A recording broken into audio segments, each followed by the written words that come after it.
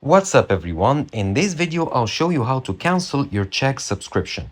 So to cancel it, go to the Chegg website and sign in with your account on your desktop or computer, and then go to your account page, that's my account page, and then under orders you'll see subscription. Under it, if you click on it, you can select the option to cancel your subscription if you want to. It'll tell you to tell it the reason, or it'll ask you to tell the reason why you are canceling. You can select any option and then click on continue.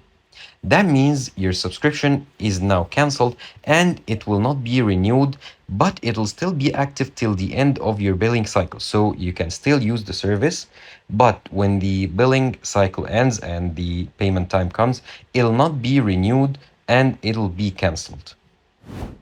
Thank you for watching this video. Subscribe to Online Success and click on the video on the screen for more help.